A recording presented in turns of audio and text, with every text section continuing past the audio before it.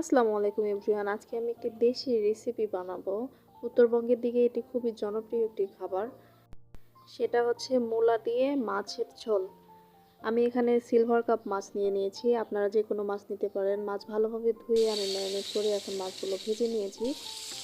মূলা সাধারণত অনেকেই পছন্দ করে, আবার কেউ করে না।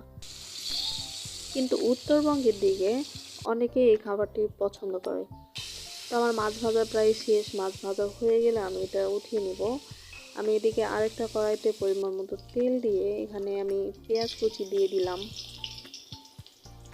পেঁয়াজগুলো এরকম ভাজা হয়ে গেলে আমি এর মধ্যে কেটে রাখা মূলা আর আলু আমি এখানে দিয়ে দিলাম। এখানে পরিমাণ মতো আমি লবণ দিলাম, 1.5 চা চামচ গুঁড়া মরিচ, 1.5 চা চামচ হলুদের গুঁড়া আর আমি কিছুটা কাঁচামরিচ দিয়ে দিলাম। এখন আমি সুন্দরভাবে নাড়িয়ে এখানে প্রায় হাফ কাপের মতো পানি দিয়ে দিয়েছি।